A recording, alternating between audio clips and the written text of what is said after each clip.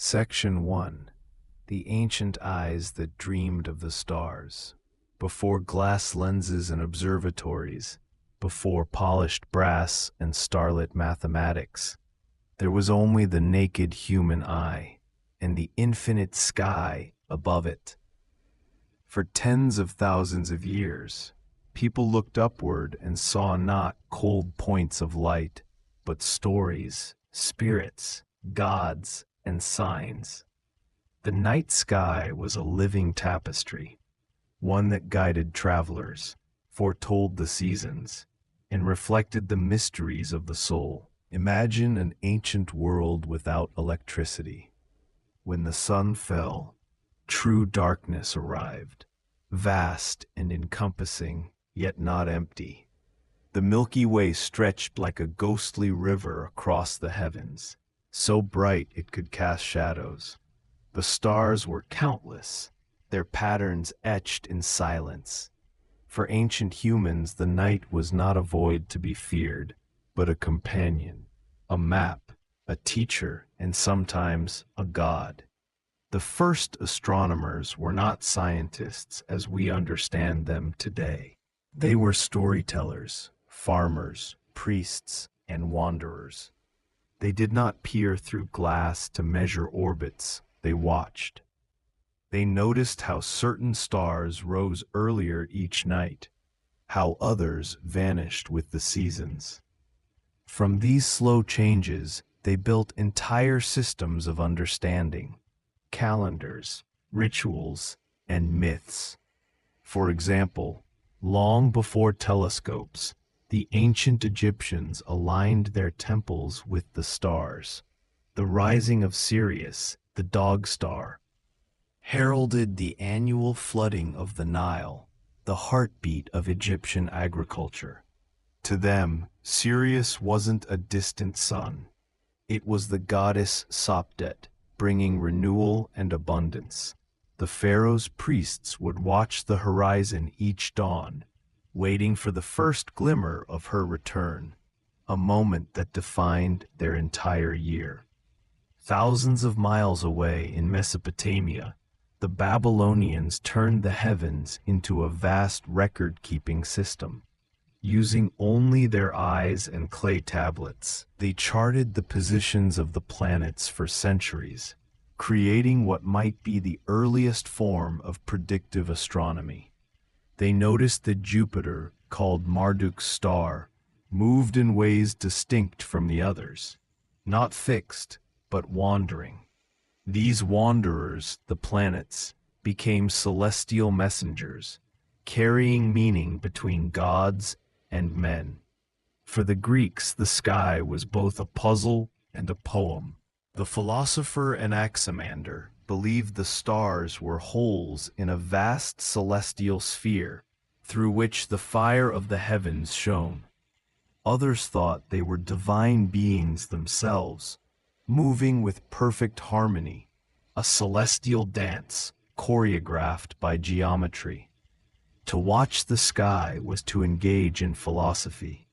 Pythagoras, who saw numbers as sacred, believed the planets and stars emitted their own music, the music of the spheres, inaudible to us, but resonating with the order of the cosmos. Every motion above reflected harmony below. Meanwhile, across the world, on the plains of the Americas, the Maya were building stone observatories. Their cities were aligned with celestial events, solstices, equinoxes, and the cycles of Venus. The Maya tracked the heavens so precisely that their calendar could predict eclipses centuries in advance. For them, the stars were not passive. They dictated fate, royal legitimacy, and even the timing of wars. The star priests watched the night with devotion, believing that by understanding the heavens, they could understand the will of the gods. But not all stargazing was royal or religious. In the cold steppes of Central Asia or the deserts of Arabia, nomads learned to read the stars like travelers read a map. The North Star, steadfast and unmoving, guided caravans and sailors long before compasses existed. Entire journeys depended on the glimmer of starlight and the memory of patterns. They named the constellations not for gods, but for stories that helped them remember. A hunter, a scorpion, a bear. And in those long nights, under the rhythm of fire and wind, people began to wonder, what are these lights? Are they holes in a great dome? Are they other worlds? Or are they ancestors watching from above? What makes ancient stargazing so extraordinary is not what they lacked, but how much they could see without tools. The human eye, under clear skies, can distinguish around 5,000 stars. With practice, ancient observers could detect the faint shimmer of the Milky Way's arms, the dim glow of nebulae like the Pleiades, and even subtle color differences, the reddish hue of Mars, the golden tint of Saturn. They noticed patterns invisible to most of us today, the slow procession of the stars over centuries, or the brief twinkle that announced a meteor's fall. They watched the sky not just as a scientist, but as part of the world itself, a participant in a cosmic rhythm. It's easy to forget that long before physics or astrophysics, the sky was alive. Each star had a name. Each movement carried weight. Ancient people didn't just observe, they belonged to the heavens. In many ancient cultures, this belonging was deeply spiritual. In Polynesia, for instance, sailors memorized the night sky as a vast ocean chart, each star corresponding to an island, each constellation to a direction. They sailed thousands of miles using only the stars, clouds, and the color of the sea, a form of navigation so precise that modern researchers struggle to replicate it. And in China, imperial astronomers stood on stone platforms to measure the heavens with tools of shadow and water clocks. Their task wasn't only scientific, it was moral. A ruler's legitimacy depended on cosmic harmony. An unexpected eclipse or comet was considered a divine warning. The stars weren't distant, they were mirrors of the human world. Every civilization found its own way of looking upward. But what united them all was the feeling of awe. To gaze at the stars was to be humbled and expanded at once. Even without telescopes, people saw not just light. They saw order, beauty, and mystery. They saw themselves. And that, perhaps, is the truest legacy of ancient stargazing. It wasn't about conquering the cosmos, but about belonging to it. The night sky wasn't a thing to study. It was a thing to share. Families, priests, travelers, all stood beneath the same vault of glittering wonder, whispering names that would echo through millennia. Before telescopes revealed galaxies and moons, humanity had already found the most profound discovery of all, that we are part of the stars we see. Section 2. Stone, Shadow, and Sky. How the ancient world built its first observatories.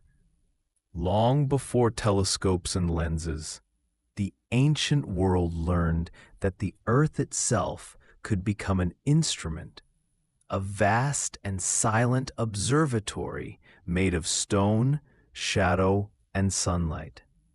Where we might see ruins today, the people of the past saw precision, lines that captured the movement of the heavens, marking time not by clocks, but by the dance of the stars. When we think of observatories, our minds leap to domes and glass. But for early civilizations, the landscape itself was their observatory. The horizon was their ruler, the mountain peaks their sight lines, and the stones they raised their markers of cosmic rhythm. These weren't mere monuments. They were calendars, compasses, and sometimes bridges between Earth and eternity. Let's begin with perhaps the most famous, Stonehenge on the plains of southern England. To modern visitors, its towering stones seem almost random, as if they were placed by some mysterious ancient hand. But to those who built it, nearly 5,000 years ago, every stone had a reason. When the summer solstice dawned, the first rays of sunlight would shine directly through the center of the great stone circle, aligning perfectly with the heel stone at its edge. It was not coincidence. It was design, a way of freezing a celestial moment in stone. At Stonehenge, the builders watched the slow turning of the seasons, measuring time not in hours, but in light. Each solstice and equinox marked a sacred point in the cycle of the year. Times for harvest, for ritual, for renewal. The monument itself became a cosmic clock, ticking with the rhythm of the sun and earth. But Stonehenge was not alone. Across the globe, ancient people raised stones to capture the heavens. In Ireland, the tomb of Newgrange, built over 5,000 years ago, hides one of the most breathtaking astronomical alignments in human history. Deep inside its dark passage lies a small stone chamber. For most of the year, it remains completely black, untouched by daylight. But on the morning of the winter solstice, for just a few moments, the rising sun sends a beam of golden light through a narrow opening above the entrance. It travels down the passage and illuminates the chamber within, awakening the tomb with the first light of the reborn sun. It is as if the ancients built this place not just for the dead, but to celebrate the return of life itself.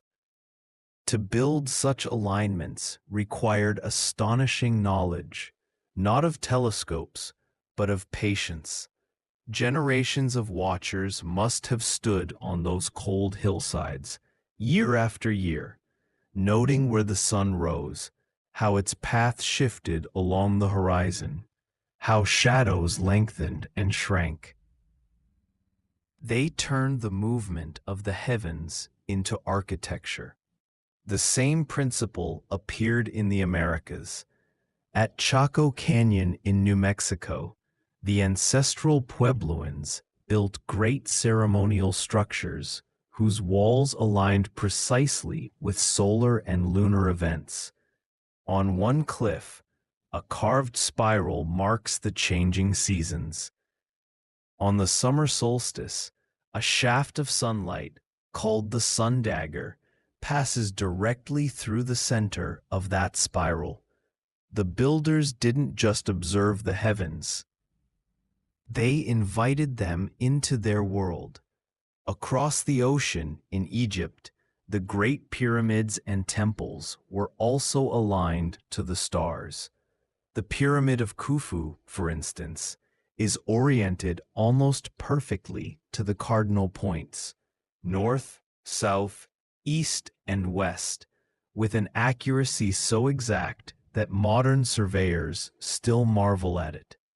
Some scholars believe the ancient Egyptians aligned the pyramids using the stars of Ursa Major and Ursa Minor, citing them as they rotated around the north celestial pole.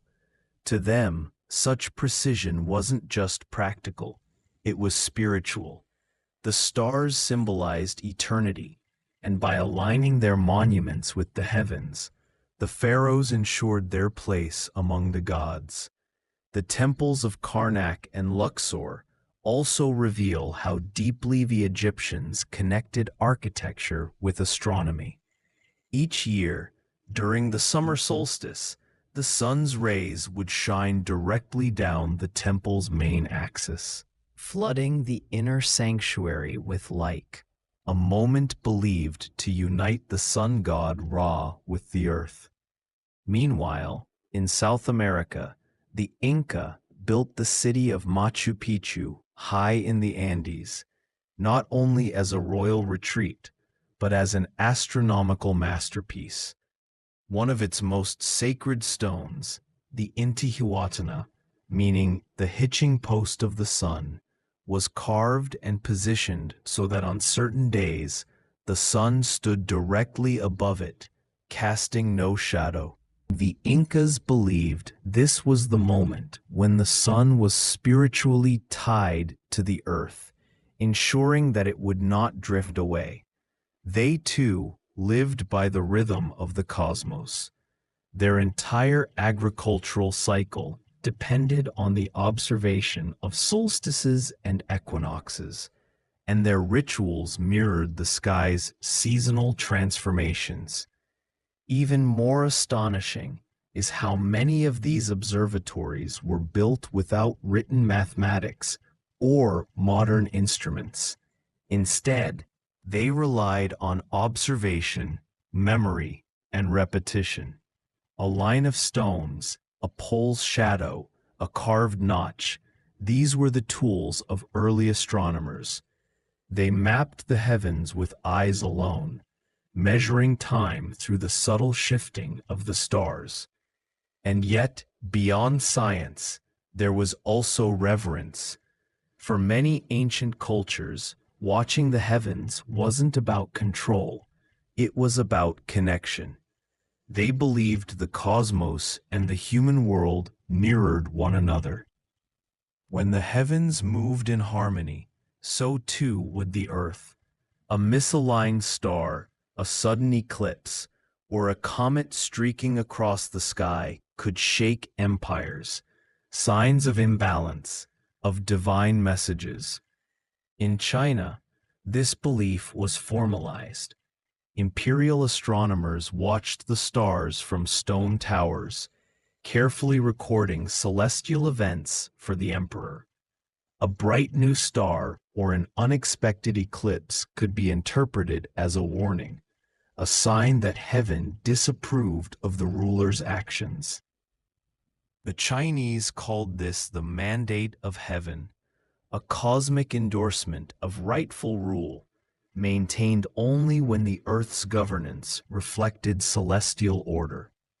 Thus, watching the sky was not just curiosity. It was duty, faith, and survival.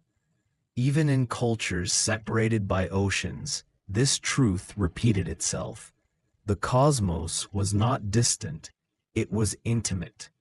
The sun told when to sow and when to reap. The moon marked time for the tides and for birth. The stars revealed paths, seasons, and destinies.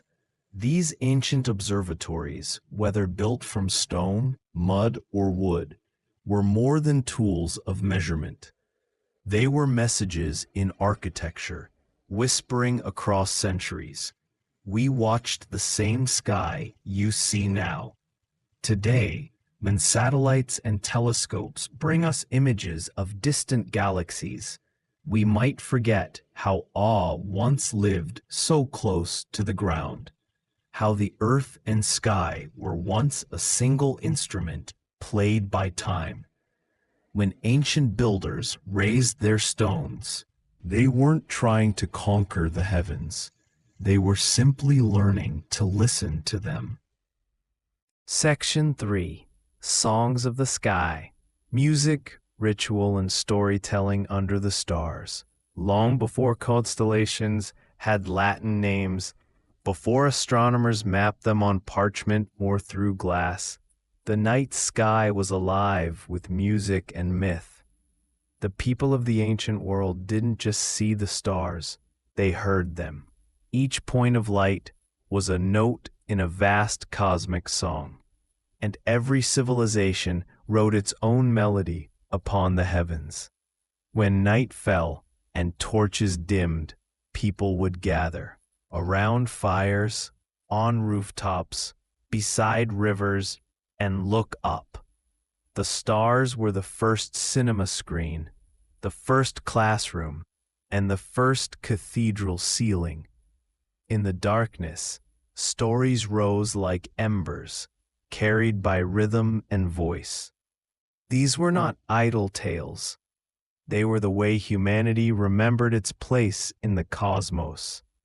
In ancient Mesopotamia, the cradle of civilization, priests stood atop ziggurats, the first human-made towers meant to reach toward the heavens. From there, they watched the movement of the planets and wove them into sacred hymns. The stars were gods, their motions divine choreography. When Venus appeared in the morning, it was Inanna, goddess of love and war, descending from the heavens. When Mars blazed red, it was Nergal, the god of conflict and fever. Each celestial event had its own melody, played on flutes and drums in the temples below. But these weren't just acts of worship, they were acts of synchronization. Music and ritual brought the human world into rhythm with the cosmos. To strike a drum beneath the same sky that pulsed with starlight was to echo creation itself. In Egypt, this cosmic music took on even grander meaning. The Egyptians believed that the heavens and earth resonated together, that the same divine harmonies which moved the stars also governed the Nile, the harvest, and the beating of the human heart. Their priests used chants and instruments to recreate these celestial vibrations, believing that to sing in tune with the sky was to maintain the order of the universe, what they called Mot, the principle of cosmic balance. Inside temples, musicians played harps and sistrums as the priests raised their voices to the rising sun. The slow rhythm of their chants matched the first light spilling across the desert horizon. Every note, every gesture, mirrored the movement of celestial time, a ritual composition that had been rehearsed by the stars themselves. In ancient Greece, philosophers gave this idea a name: the music of the spheres. They believed that the sun, moon, and planets moved through the heavens in perfect mathematical ratios, producing a harmony that, though inaudible, filled the cosmos. Pythagoras, the mystic mathematician, claimed that if we could truly listen, we would hear the universe itself singing, an eternal symphony of geometry and light. Even without telescopes, the Greeks looked at the heavens and found structure, not just stories, but scales. They imagined that every celestial body was part of a great instrument, plucking unseen strings of order. For them, astronomy and music were not separate disciplines. They were two sides of the same truth, that beauty and balance ruled the universe. And yet, across the world, the sky's music took many forms. Among the First Nations of North America, for example, constellations weren't seen as abstract shapes or heroes frozen in time, but as living parts of a story that continued with every season. The stars of the Big Dipper, for instance, were sometimes said to be hunters chasing a bear across the sky. As the constellation turned through the year, the story advanced, from the hunt's beginning to its tragic end in autumn, when the hunters finally struck and the bear's blood painted the leaves red. Such myths were not primitive astronomy. They were oral observatories. Through story, these cultures remembered the movement of stars, the cycles of the moon, and the signs of seasonal change. Storytelling was both science and survival. In Polynesia, the night sky was a map, an oceanic guide drawn not on parchment but across infinity. Navigators memorized hundreds of stars, each with a name, a direction, and a song. They sang their way across thousands of miles of open sea, using rhythm to remember which stars rose or set with each island chain. A song wasn't merely art, it was a compass. Each verse corresponded to a different part of the journey, linking knowledge with melody. To forget the song was to be lost. And so, night after night, ancient navigators looked upward, not through telescopes, but through memory.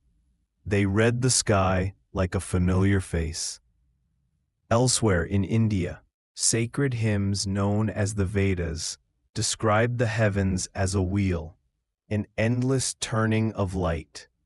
The Rig Veda, one of humanity's oldest texts, contains verses that reflect deep observation of celestial rhythms.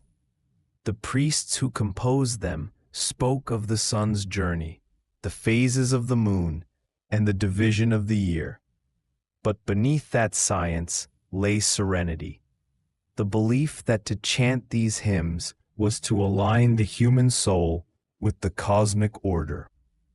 And in China, the sky was seen as a vast scroll of music written by the gods.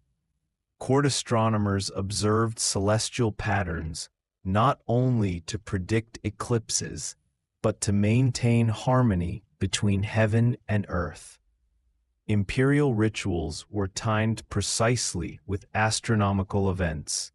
The emperor's role was like that of a conductor, ensuring that the human world played in time with the heavens. If famine, flood, or rebellion arose, it meant the harmony had been lost, and the emperor had fallen out of tune with the cosmos. Even in Africa, oral traditions often carried the same sense of cosmic rhythm. The Dogon people of Mali told stories of the star Sirius, which they called Sigi Tolo, long before modern astronomers confirmed that Sirius is actually a double star. Their myths, told with drumming and dance, described how the star was the source of all seeds, a symbol of life descending from the heavens. Their ceremonies were not random celebrations, but carefully timed rituals, synchronized with the star's cycle in the sky. Every 60 years, as Sirius returned to its same celestial position. What unites all these traditions, from the ziggurat chants of Mesopotamia to the ocean songs of Polynesia, is the understanding that the night sky was never silent. It was alive, and humans were meant to join its chorus. Music, ritual, and story were bridges that connected the finite to the infinite, the small heart of a person to the vast heart of the universe. Today, as we gaze through telescopes and satellites, we still carry those same instincts. We name rovers and rockets after gods and stars, compose symphonies inspired by galaxies, and tell stories about astronauts as if they were mythic heroes. We may have changed our instruments, trading drums for data, but we still sing to the same sky. If you step outside tonight, away from the noise of the world, and listen closely, you may still feel that rhythm. The wind brushing the trees, the hum of insects, the pulse of your own heartbeat. They all blend into something ancient. Something that says the cosmos is not apart from you. You are part of its song. Section 4. Timekeepers of the Heavens. How the Sky Became the First Clock. Imagine standing on an open plain thousands of years ago. No lights, no cities, no hum of machines. Above you, the night stretches out endlessly, and in that still silence, the stars move. Slowly, predictably, beautifully. You watch the moon rise and fall, notice the constellations shift with the seasons, and begin to sense a pattern, an invisible rhythm that ties the heavens to the earth. This was the beginning of timekeeping. Before calendars, before clocks, before even the idea of hours, humans looked upward to mark the passing of life. The sky was their calendar, their compass, and their teacher. The cosmos turned, and with each rotation, the first understanding of time was born. For early civilizations, the stars weren't abstract points of light. They were signs. The rising of one constellation marked planting time, another the harvest. The moon, waxing and waning, dictated cycles of ritual and rest. And when the sun stood at its highest or lowest point, entire cultures celebrated renewal, life, or the promise of return. Take the ancient Egyptians. For them, time was the breath of the gods. They built their lives around the flooding of the Nile, which renewed their soil and their civilization. But how did they know when the river would rise? They looked to the heavens, specifically to the star Sirius, which they called Sopdet. Each year, just before dawn, Sirius would appear in the eastern sky for the first time after months of absence, an event known as its heliacal rising. Not long after, the Nile would begin to swell. The Egyptians saw this as divine harmony, the heavens and earth moving in perfect synchrony. They aligned their entire calendar to that star. To them, the rising of Sirius was not just astronomy, it was life itself returning. Temples were built to frame it. Priests recorded it, and generations learned that the stars were as reliable as the heartbeat of the gods. Meanwhile, across the world, in Mesopotamia, the Babylonians were writing down the motions of the planets with astonishing precision. They carved star charts into clay tablets, tracking the wandering lights that crossed the heavens. To them, these planets were divine messengers, each moving with purpose. But beyond religion, their careful records formed the first scientific calendar systems. They divided the year into months based on the moon's phases, and even developed a 7-day week, echoing the 7 celestial bodies visible to the naked eye: the sun, the moon, and the 5 wandering stars: Mercury, Venus, Mars, Jupiter, and Saturn. Every movement of the heavens had meaning. When a planet disappeared behind the sun, they called it an omen.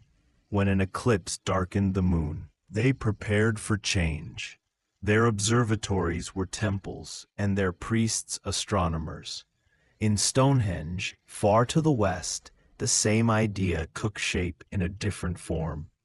Rising from the misty plains of England, the massive stones of that ancient monument still align perfectly with the solstices, the longest and shortest days of the year. Imagine standing there thousands of years ago, wrapped in animal furs as the sun rose on the midwinter horizon, casting its first light directly between the giant stones. For the people who built it, this wasn't coincidence, it was intention. They had spent generations studying the sky, learning where and when the sun would appear, That moment, when the light returned, would have been more than celebration. It was proof that the cycle continued, that the world had not ended in the long dark of winter. The heavens had kept their promise. Across continents, the same pattern repeated. In China, the imperial astronomers mapped the stars not only for beauty, but for governance. The emperor's authority was said to come from the mandate of heaven, and maintaining that mandate meant staying in harmony with the cosmos. Astronomers were among the most powerful people in the empire, their charts guiding planting, navigation, and even war. A single eclipse could shake dynasties. If it came unpredicted, it was a sign that heaven disapproved of the ruler. For this reason, early Chinese records of celestial events are some of the most complete in the world, some stretching back over 3,000 years.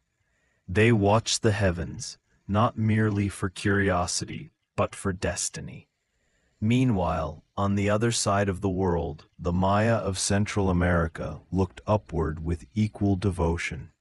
Their entire civilization was a living calendar.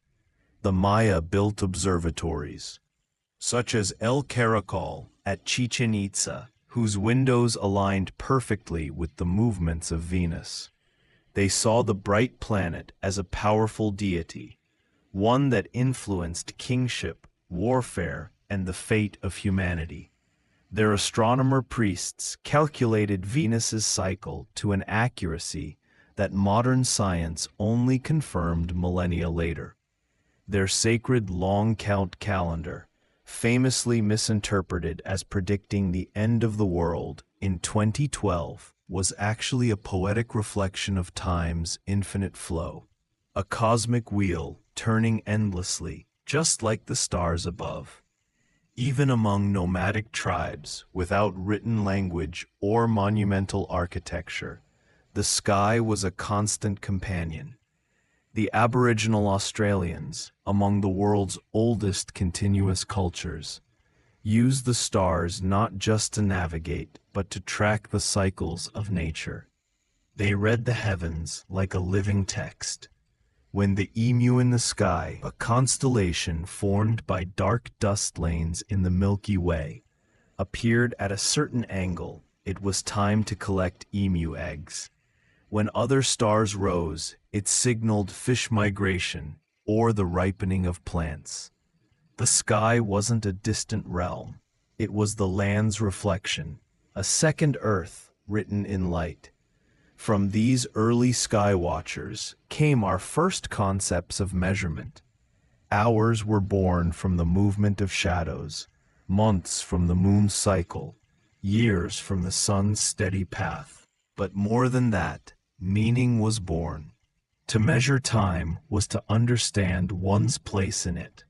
The heavens gave order to life, transforming chaos into rhythm and mystery into pattern. Even in their uncertainty, people felt comforted by that order. The same constellations rose and set generation after generation, reminding them that while human lives were fleeting, the stars endured. When we gaze upward today, from city balconies, from mountaintops, from deserts, we are still doing what our ancestors did. We're looking for connection, for reassurance that the cosmos still moves as it always has. And indeed it does. Despite the passing of empires and the rise of machines, the same constellations turn overhead. Orion still hunts, the Pleiades still shimmer, the North Star still points true. We may mark time by atomic precision now, but deep within us, we still feel that older rhythm, the one that hums softly through the ages, counting not seconds, but stories. Section 5. The Divine Sky. When the stars became gods. Before the telescope, before science separated the sky from the sacred, Humanity looked upward and saw not empty space, but presence. Every light that twinkled seemed alive, every movement a message. The sky was not a cold void, it was a divine tapestry, and in its shimmering patterns, people believed the gods themselves dwelled. As early civilizations learned to track the stars, they didn't see this act as study. They saw it as reverence. The heavens were not just a map of time, but a realm of spirits, ancestors, and celestial rulers. What we call astronomy today began as worship, the purest form of human awe. In the ancient Near East, where the first cities rose among the rivers of Mesopotamia, people believed their gods lived among the stars. Each flickering point was not just a distant sun, it was a divine being with emotions, purpose, and power. The god Anu, for example, was called the father of the stars, ruler of the sky itself. The Mesopotamians divided the heavens into three great regions, one for Anu, one for Enlil, god of air, and one for Ea, god of water. This celestial geography mirrored their earthly one. The sky was a reflection of their world, organized, ordered, divine.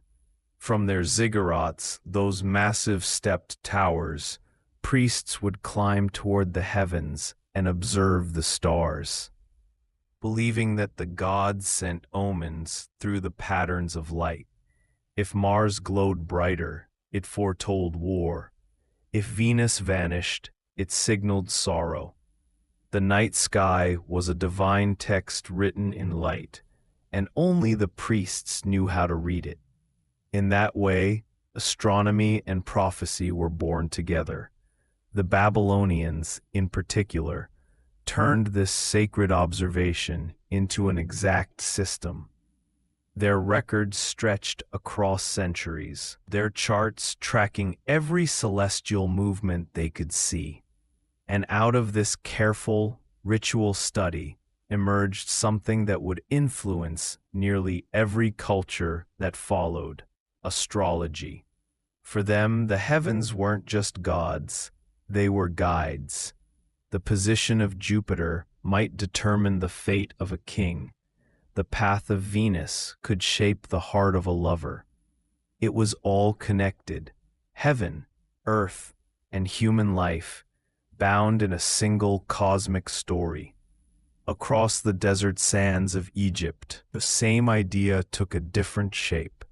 To the Egyptians, the stars were the eternal souls of the dead, crossing the night sky in the company of their gods. They believed that when the pharaoh died, he ascended into the heavens to live among the stars forever, particularly within the undying lights of the northern sky, the ones that never set. To ensure this journey, the Great Pyramids themselves were designed as cosmic launch points. Narrow shafts were carved through solid stone, precisely angled so that the spirit of the king could ascend directly toward those imperishable stars. The ancient Egyptians called this the duat, a place of eternal light beyond death. The stars, therefore, were not distant ornaments. They were the promise of eternity. Even their gods were written in starlight. The goddess Nut, who arched across the heavens, was said to swallow the sun each evening and give birth to it anew each dawn. Her glittering body was painted with stars, the cosmic mother of the universe. And when the great star Sirius rose again in the pre-dawn sky, it was more than a celestial event. It was the return of Isis, goddess of life and magic. Her rising meant rebirth, for the Nile, for the crops, for the people themselves. Half a world away, the Greeks wove their myths into constellations, stories told across the night sky. For them, the heavens were a stage where gods and heroes played out their eternal dramas. When they looked up and saw the constellation Orion, they saw not just a pattern of stars, but a hunter frozen in pursuit. When they gazed at Leo, they saw the mighty lion slain by Hercules. Even the Milky Way itself, that great river of light, was said to be milk spilled from the breast of the goddess Hera, an accidental creation, immortalized in the heavens. Every story they told was a reflection of themselves, their passions, their fears, their triumphs, projected onto the cosmos. The stars were mirrors of the soul, and yet beyond the myths, Greek thinkers began to sense something more, an underlying order. They noticed that certain stars never moved, while others wandered, that the sky was a great wheel, predictable and harmonious. It was Pythagoras and later Plato who suggested that this harmony might be musical, that the planets moved according to a music of the spheres, inaudible but divine.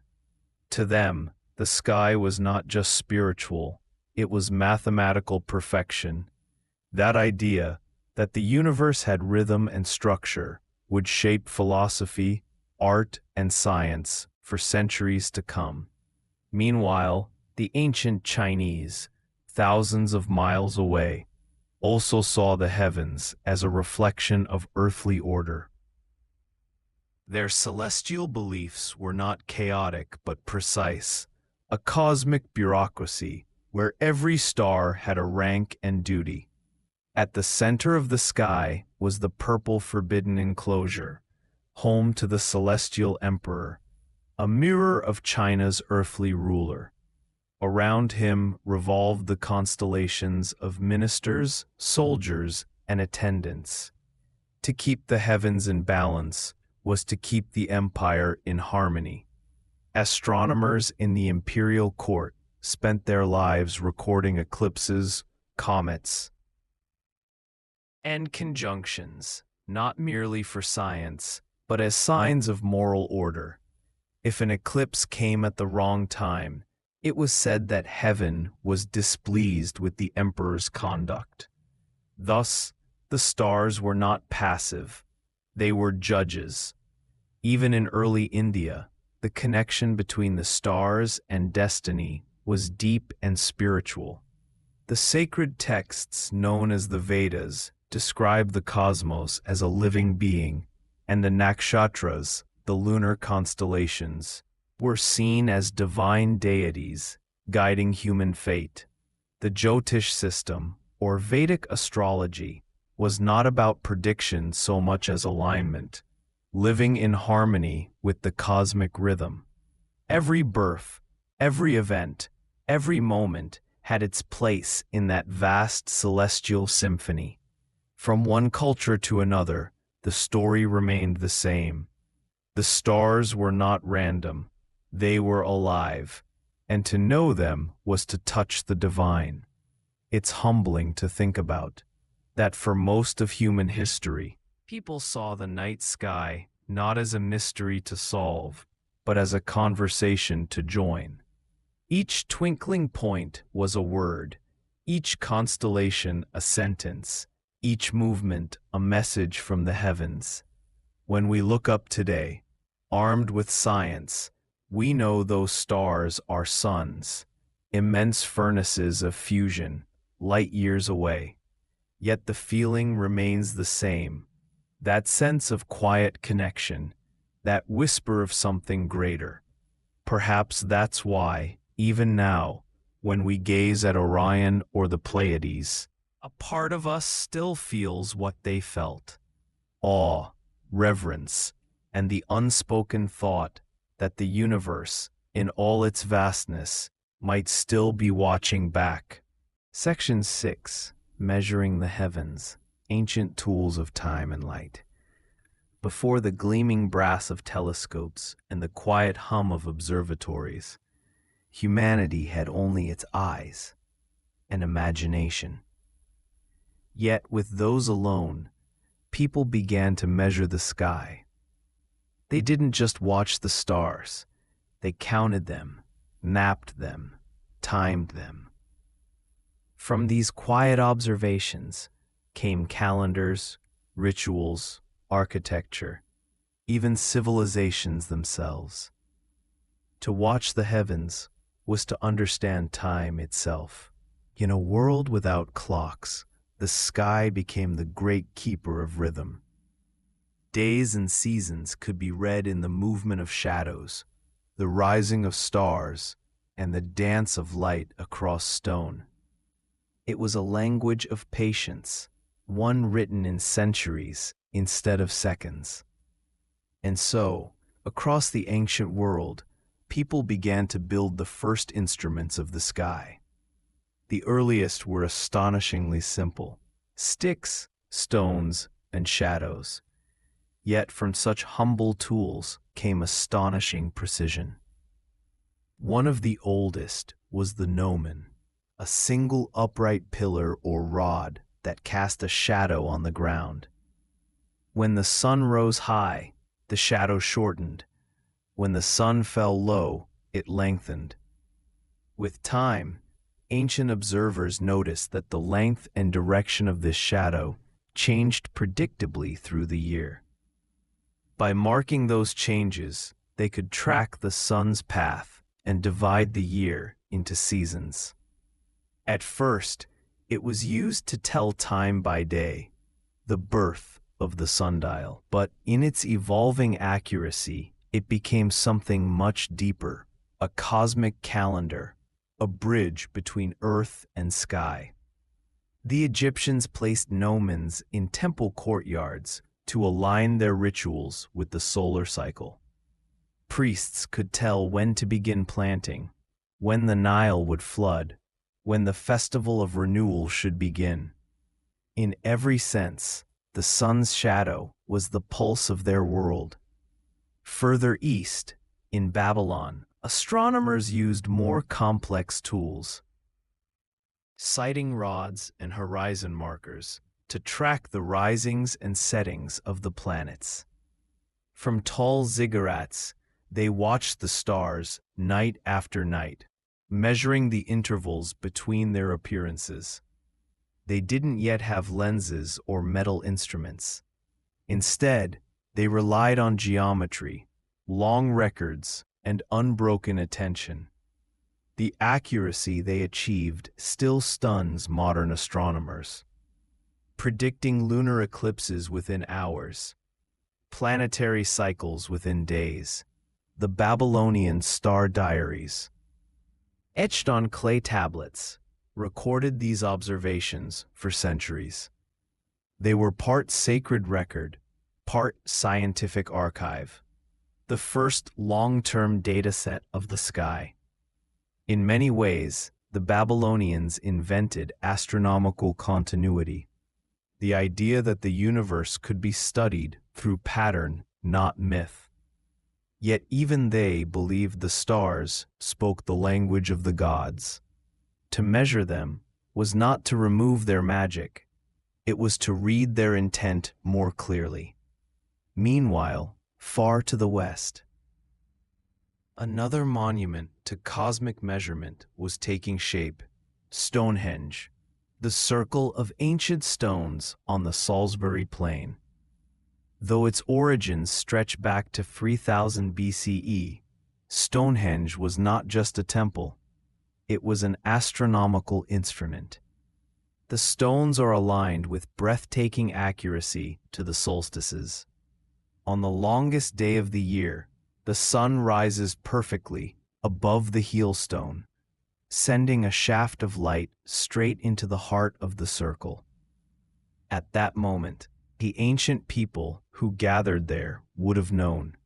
Summer had arrived. The cycle of life was renewed. We don't know their exact rituals, but we can still feel their intention. To align such massive stones so precisely demanded not only engineering skill, but generations of sky watchers passing on their knowledge. They didn't need telescopes. Their temple was one. Similar alignments can be found across the world. The Maya built pyramids that marked equinoxes, with sunlight falling exactly along staircases. The Nabta Playa stones in Egypt's desert aligned to the rising of Sirius. The Anasazi in North America carved spirals into cliffs that caught sunlight at specific times of year. Each of these ancient calendars tells the same story: that long before glass and mathematics, people understood that time itself flowed through the heavens. But as societies grew more complex, so did their tools.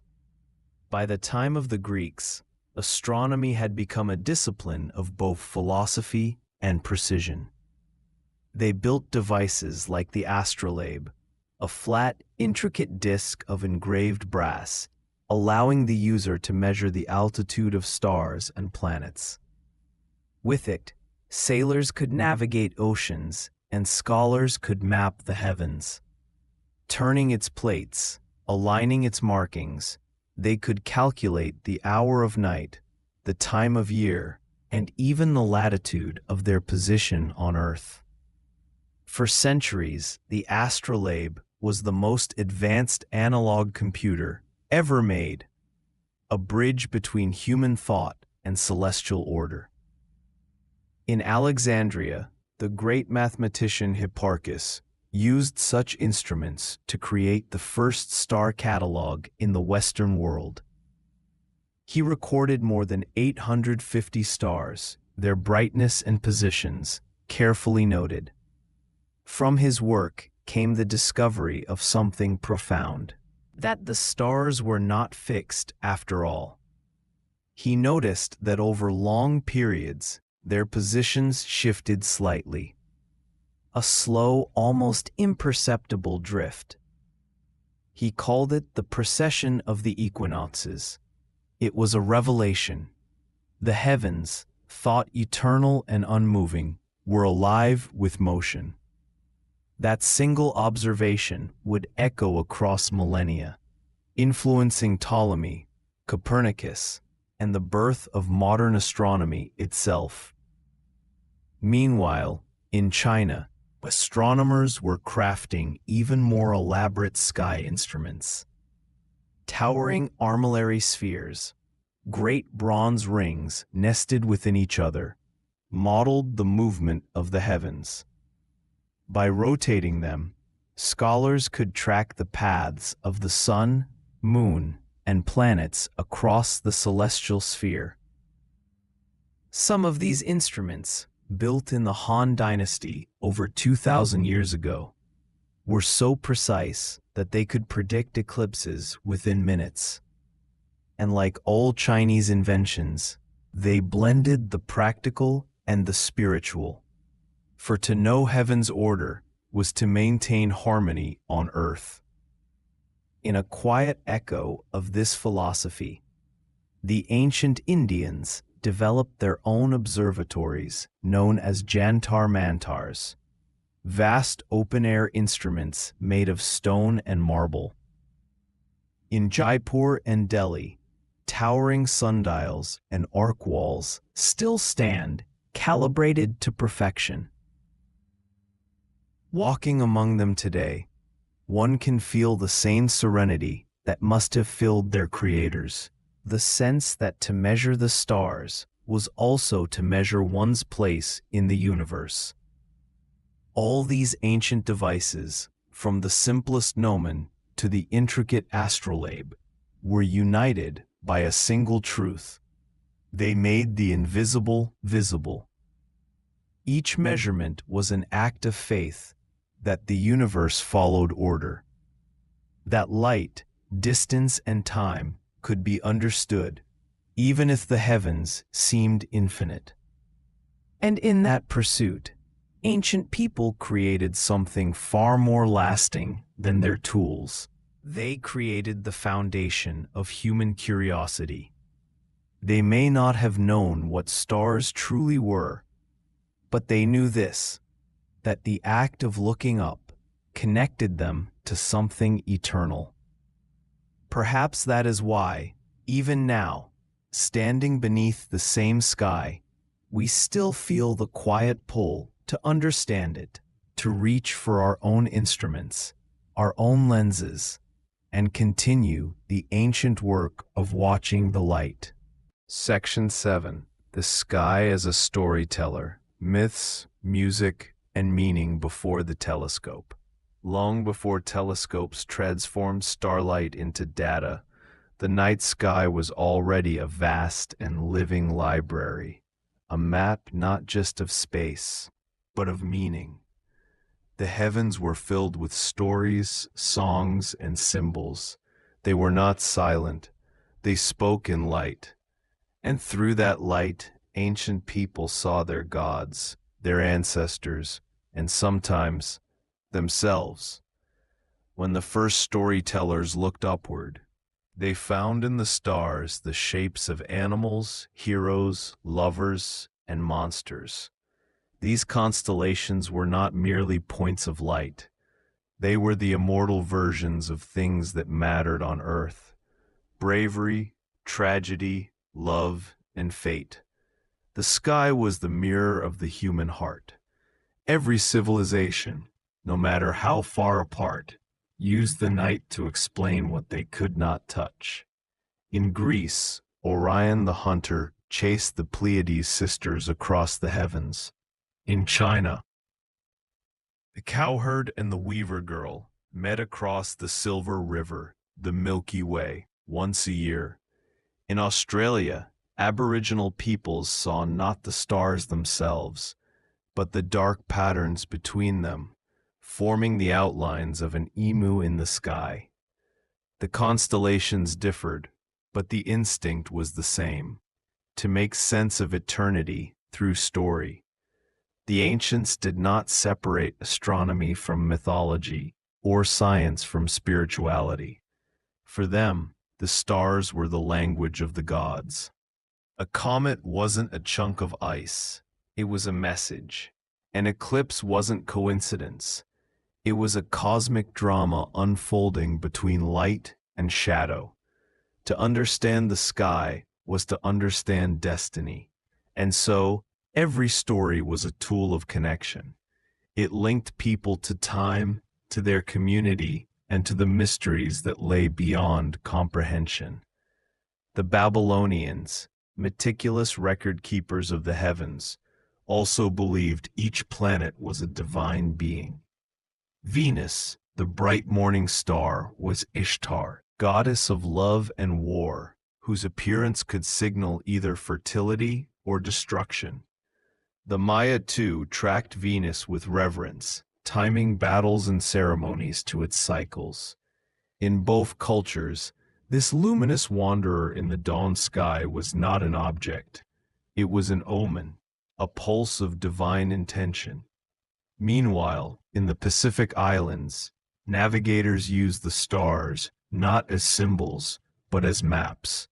Their oral traditions, chants known as star lines, named each star in a sequence across the ocean, forming invisible highways. These songs were passed from generation to generation, allowing sailors to travel thousands of miles without compass or chart.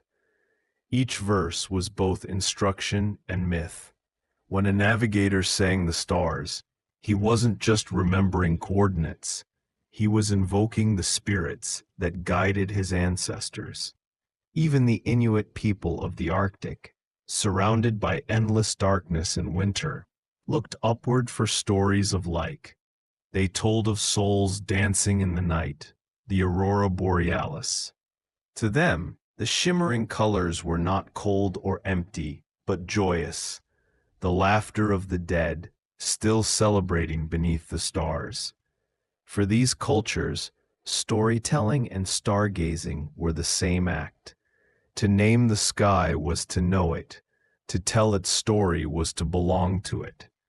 But the influence of the stars reached even deeper, into music, architecture, and art. In ancient Greece, Philosophers believed that the planets moved according to invisible harmonies, the music of the spheres.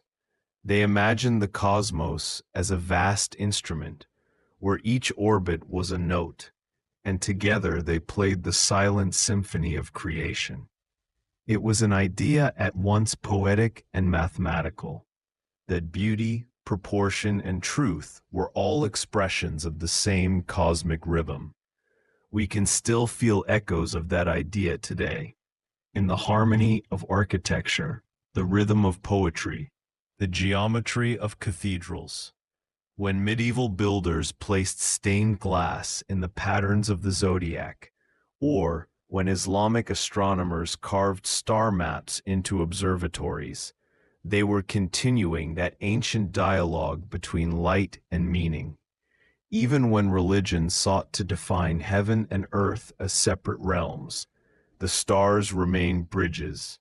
Monks and scholars watched them from monasteries, timing prayers by their rise and fall.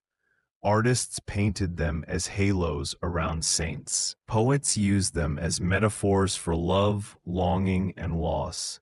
The sky, it seemed, could hold anything the human spirit could imagine. And yet, there was always something deeper, a stillness that came from simply watching. Before telescopes, before books and equations, the experience of the night sky was profoundly personal. It was not a spectacle to study, but a presence to feel. When people lay under the Milky Way, they did not feel small. They felt part of something enormous, mysterious, and alive. Perhaps this is why so many ancient rituals happened at night. In the quiet between stars, people felt closer to the eternal. Fires would burn low, drums would fade, and eyes would lift upward. The stars were not entertainment, they were communion. Across thousands of years and countless cultures, we see the same gestures repeated. A mother pointing out constellations to her child, a traveler navigating by starlight, a priest raising his arms toward the heavens. These gestures, simple and timeless, are the foundation of human wonder. Even as civilization advanced, that wonder never vanished. It only changed form. When philosophers like Pythagoras or Plato spoke of the heavens, they did so not to remove its mystery, but to translate it. To them, numbers and harmony were divine languages. The circle, the sphere, the orbit, all were symbols of perfection, reflections of the sacred order of the cosmos. And so the stars became more than points of light. They became metaphors for the human condition, for cycles of life, death, and rebirth, for chaos and balance, for longing and return. In this way, the sky became the first canvas. Every painter, poet, and musician who sought to express the inexpressible was in some way still tracing those ancient lines of light. The heavens were not distant. They were inspiration made visible. Even today, when we look through telescopes and see the stars as burning suns, the ancient stories still hum quietly beneath that knowledge. We still call constellations by their mythic names. We still whisper wishes to falling stars. Science has changed the how, but not the why. The need to find meaning in the infinite is older than any tool, older than civilization itself. And so, before the telescope, the sky was not a riddle to be solved. It was a companion to be known. A storyteller, a teacher, and a reflection of all we hope to understand about ourselves. For when the world below was uncertain, people lifted their gaze upward and found a universe that, though vast and untouchable, somehow spoke directly to the human soul. Section 8. Stone, Star, and Spirit. The Architecture of the Heavens. Long before telescopes could magnify the night, humanity built its first observatories not from glass and metal, but from stone, shadow, and silence.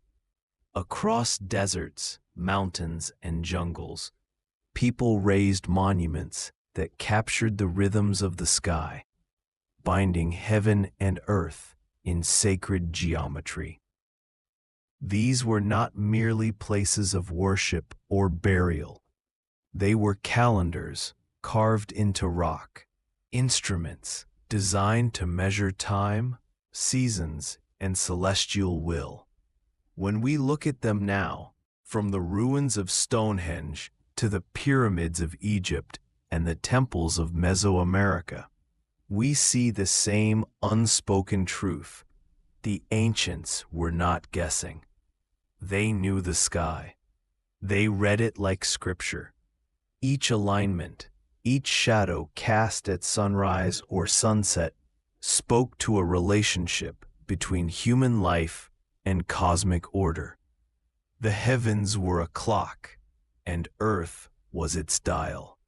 Let us begin in Salisbury Plain, southern England, where Stonehenge still stands, silent and steadfast, surrounded by mist and meadow.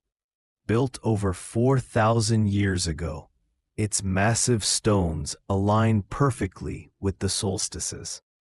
On the summer solstice, the first rays of dawn slip through the entrance stones and strike the altar at the monument's heart.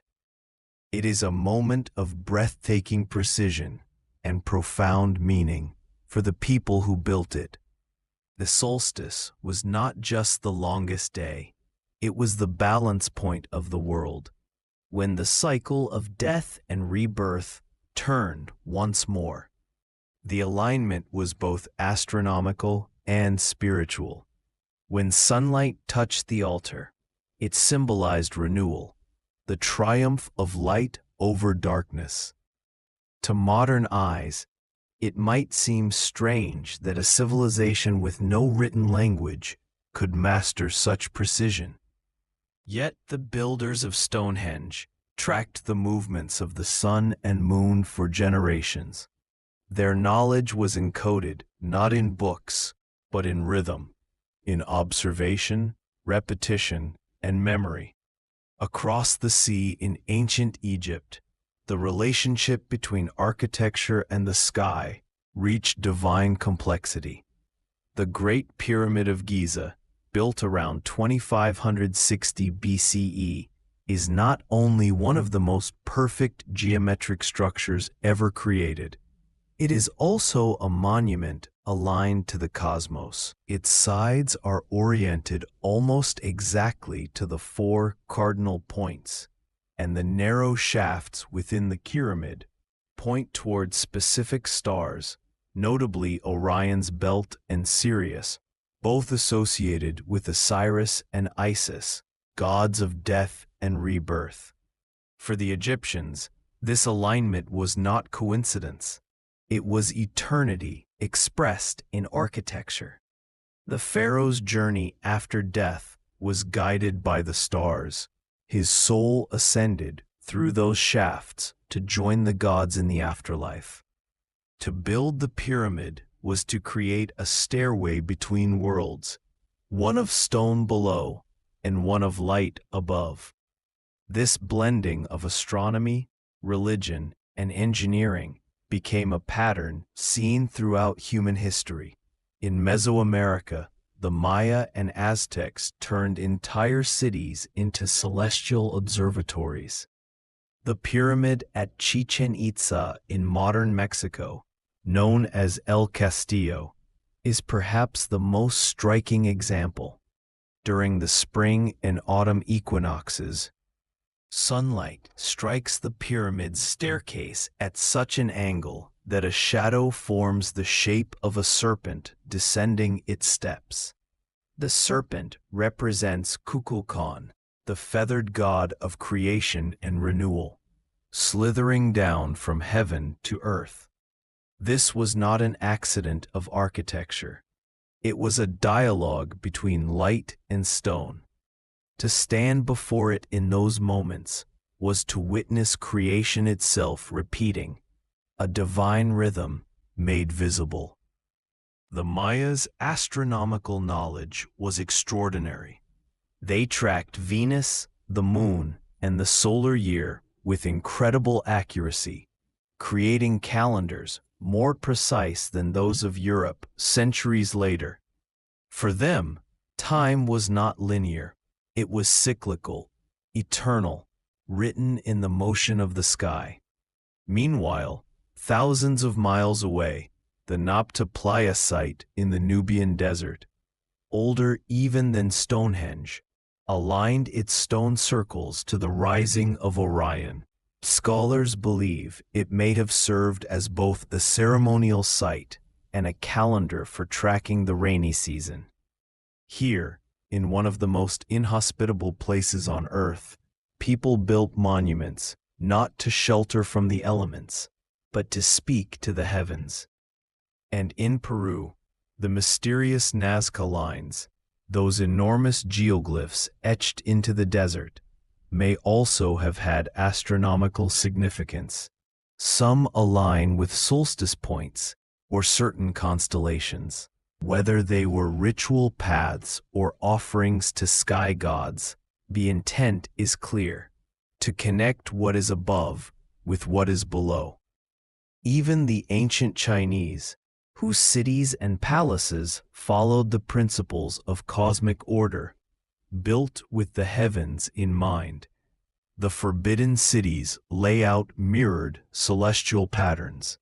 The emperor was regarded as the son of heaven, his throne placed at the center of a symbolic universe. The axis of the city aligned with the North Star, the still point around which all other stars revolve, representing stability, authority, and divine right.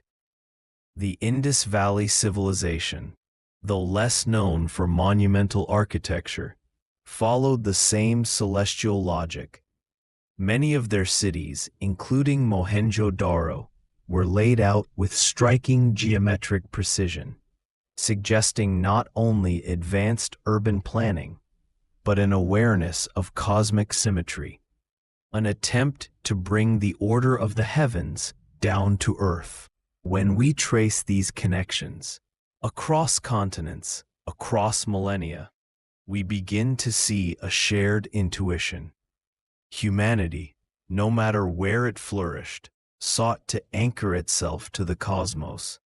The sky was not just decoration, it was the measure of truth. Each civilization had its own way of translating that truth into matter. Stones were raised, temples were carved, axes were drawn, but the impulse was the same: to live in harmony with the greater rhythm of existence. To them, this was not abstract philosophy, it was survival. Knowing when the Nile would flood, when the rains would come, when the seasons would shift, all depended on reading the sky correctly. And so astronomy, spirituality, and daily life became inseparable. When we look up at the same stars today, it's humbling to realize that every monument, every line of ancient stone, was humanity's attempt to understand what lay beyond comprehension. And even now, the alignments endure, silent and precise. On the same days each year, sunlight still strikes the altar at Stonehenge. Shadows still move down the steps at Chichen Itza. The stars still rise where the ancients expected them to. The cosmos has not forgotten them. Their architecture still breathes in rhythm with the heavens. And perhaps that is the most beautiful truth of all, that these long-dead civilizations, without telescopes or equations, built structures that still speak the language of the stars. Section 9. When the stars spoke. Omens, prophecies, and the fate written in the sky. For our ancestors, the night sky was not silent. It spoke. Each flicker, each comet trail, each eclipse was a message, a whisper from the gods, a sign that heaven and earth were still in conversation. The stars were not distant fires to be measured and catalogued. They were living symbols, celestial voices that told mortals when to plant, when to fight, and when to kneel before destiny. Imagine standing beneath that ancient sky, before the hum of cities, before light drowned the stars, and seeing the Milky Way arch like a ghostly river across the heavens. To the early observer, this vast glittering river was not just beauty, it was meaning. Something so grand must have purpose. And so, across every civilization, humanity began to listen. In Mesopotamia, among the clay cities of Babylon and Ur, people developed one of the earliest and most sophisticated systems of celestial interpretation, astrology. The Babylonians charted the heavens with obsessive precision, recording the movements of planets and stars on cuneiform tablets. To them, these celestial patterns were not random. The gods expressed their will through them. They called the planets the wandering stars, and each was associated with a deity. Jupiter with Marduk, Venus with Ishtar, Saturn with Ninurta. Their motion through the zodiac was read like a divine text, foretelling droughts, harvests, and wars. If Mars, the red planet, glowed brightly near a particular constellation, it could mean an uprising, a warning to the king that blood might soon be spilled. Babylonian astrologers were not merely mystics. They were scientists in their own way, blending observation and myth. Their star charts, some more than 3,000 years old, are remarkably accurate, showing how carefully they watched and recorded. But the purpose was always spiritual, to know the mind of heaven. From Mesopotamia, this practice spread like starlight itself, east to Persia and India, west to Greece and Rome. Every culture reshaped it, merging cosmic order with its own gods and philosophies. In ancient China, astronomy and astrology were one and the same, inseparable from politics and prophecy. The emperor's rule depended on harmony with the cosmos. If the stars moved strangely, it meant heaven's mandate was faltering. Chinese court astronomers were among the most diligent in history. They logged eclipses, comets, and novae with unmatched precision, believing each was a message from heaven. An eclipse might signify the anger of celestial powers. A comet, blazing unexpectedly across the night, was often seen as a warning, an omen that change was coming. And if the emperor failed to heed these warnings, dynasties could fall. Indeed, Chinese chronicles record rebellions and famines following unusual celestial events, proof to them that the cosmos judged mortal kings. In Egypt, the stars were more than omens, they were gods themselves. The most sacred was Sirius, the bright star whose rising each summer foretold the flooding of the Nile. This event was so predictable, so vital, that it became the anchor of the Egyptian calendar. When Sirius first appeared at dawn, it meant life was returning. The river would swell, fields would bloom, and Egypt would live again. But Egyptians also saw the heavens as a map of the afterlife. The Book of the Dead speaks of the imperishable stars, those near the northern pole that never set. These were the immortal souls of pharaohs, eternal lights watching over the world. So when a strange new star appeared, it might be seen as the birth of a new god, or a sign of divine upheaval. In Greece, the relationship between the heavens and human fate took on a philosophical form. Thinkers like Pythagoras and Plato imagined the cosmos as a living harmony, the music of the spheres, where each planet's orbit was a note in the grand symphony of existence.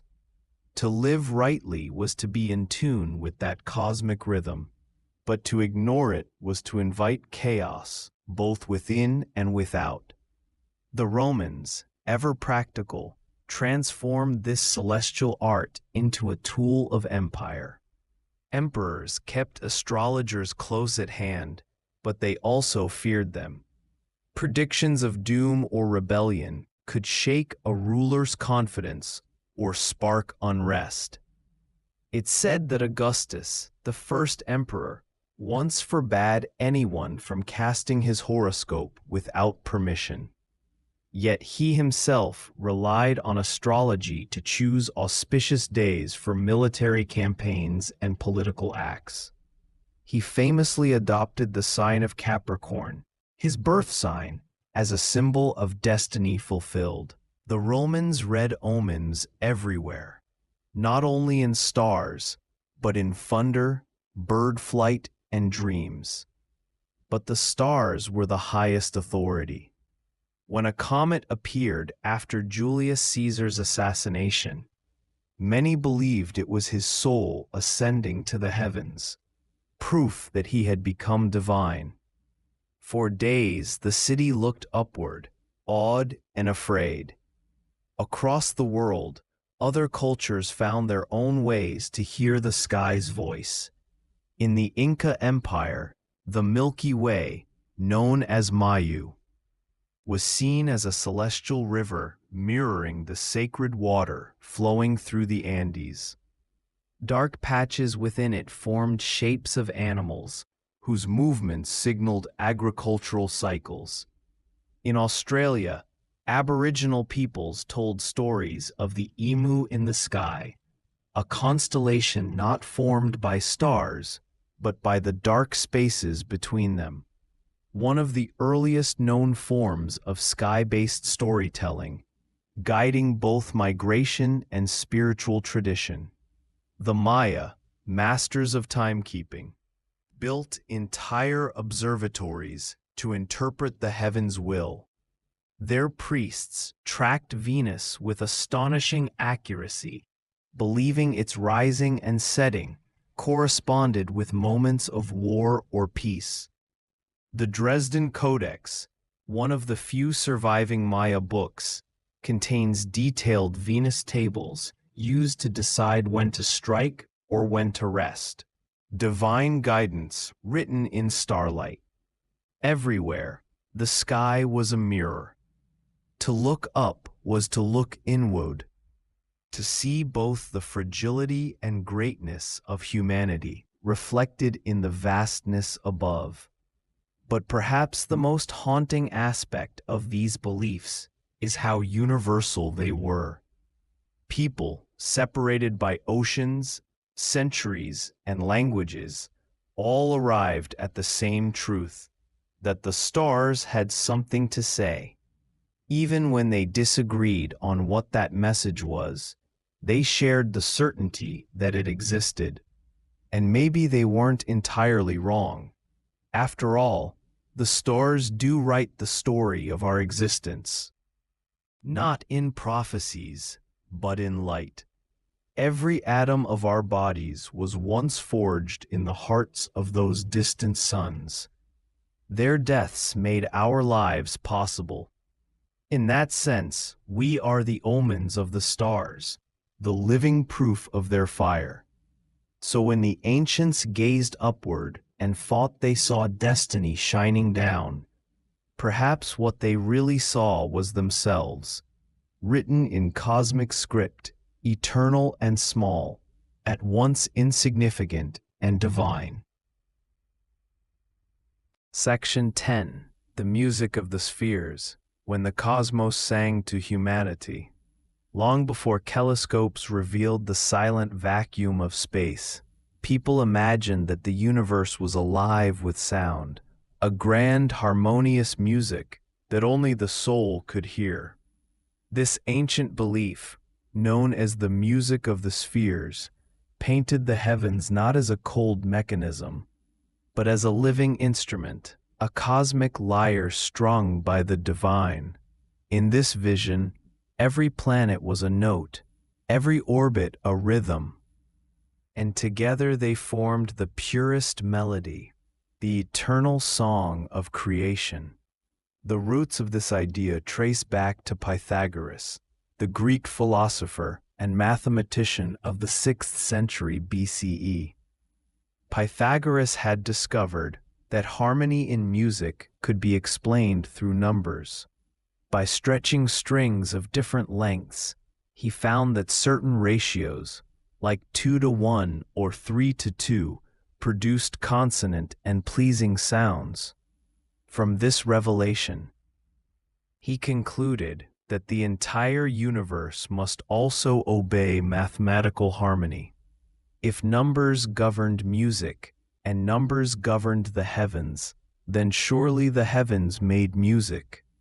He imagined that as the planets moved in their perfect circles around the earth, for that was still the model of the cosmos, they generated tones based on their speed and distance. The faster-moving planets near the center sang higher notes. The slower ones, farther out, sang lower tones. Together, their movements formed a divine chord, one so pure that mortal ears could not perceive it. For Pythagoras, this was not just poetry. It was the foundation of a spiritual truth, that harmony was the essence of all existence. The soul itself, he believed, was a microcosm of that celestial symphony.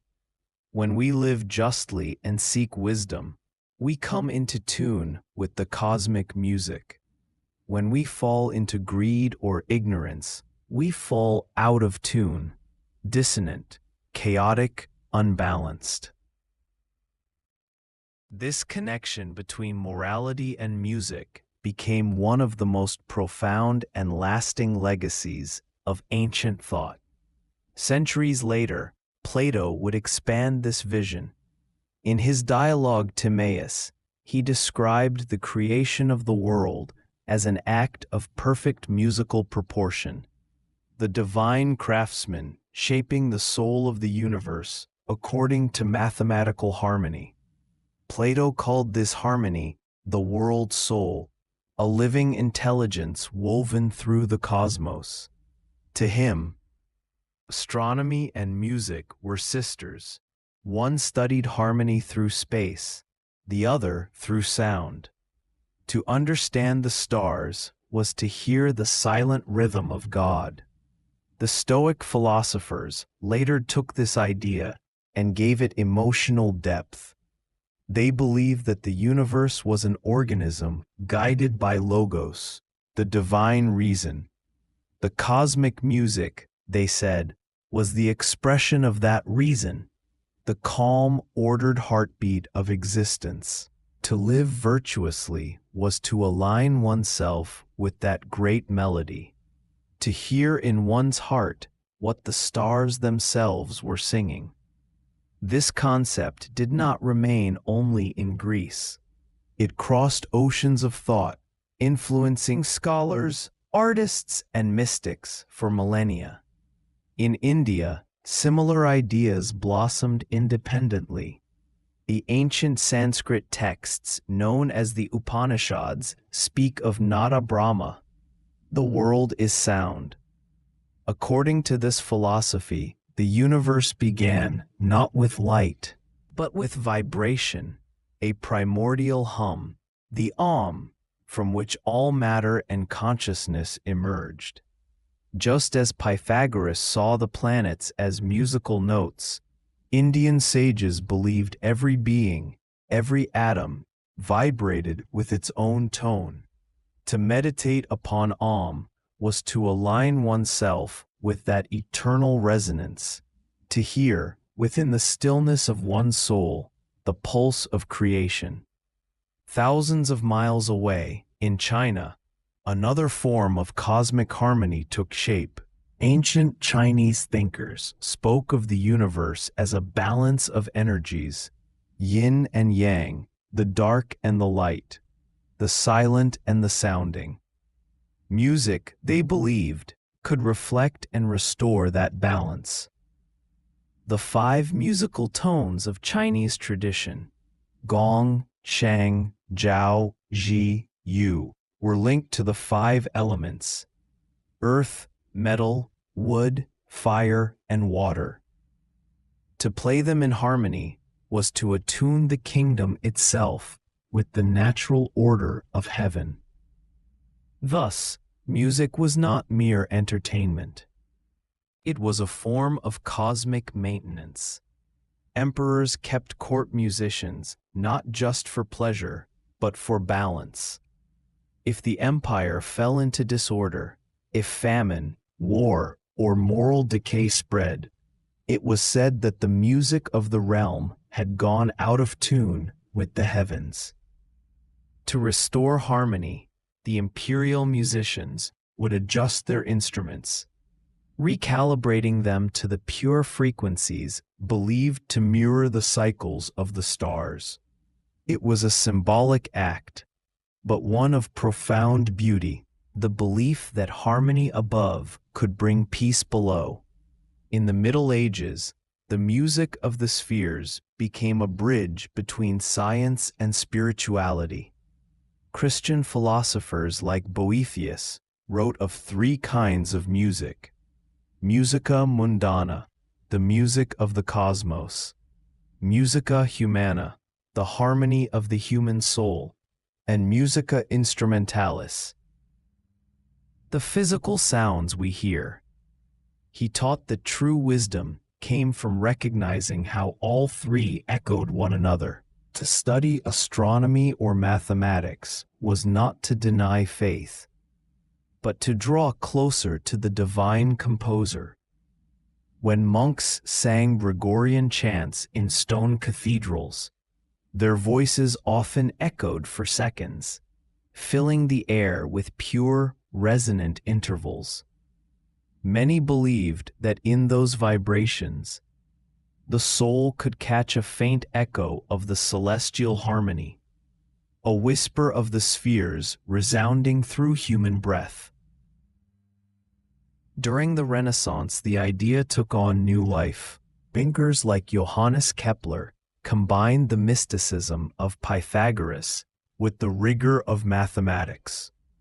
In his 1619 work, Harmonices Mundi, The Harmony of the World, Kepler discovered that planetary orbits followed precise ratios, and he translated them into musical intervals.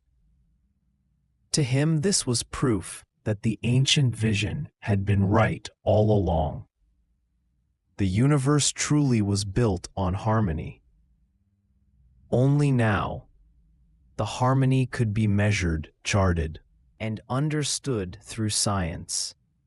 Kepler even assigned instruments to planets. Mercury played a quick, bright melody. Earth sang in measured tones. Jupiter rolled in deep, sonorous bass. He wrote that though humans could not hear this music, the soul feels it without ears. It was not sound, but truth. The sound of mathematics, of order, of divine geometry. Even today, the phrase music of the spheres carries a strange resonance. Modern astronomers know that space is silent, yet stars and planets do vibrate. producing waves that, if translated into sound, form haunting harmonies. In a sense, the ancients were not wrong. The universe really does sing. It just sings in frequencies our ears were never built to hear. When you look at the night sky, remember this. Every glimmer is not only light, but movement, energy, vibration. An invisible symphony older than time. Perhaps what we call silence is not emptiness, but music too vast for us to understand. And so the idea lives on, unchanged in spirit.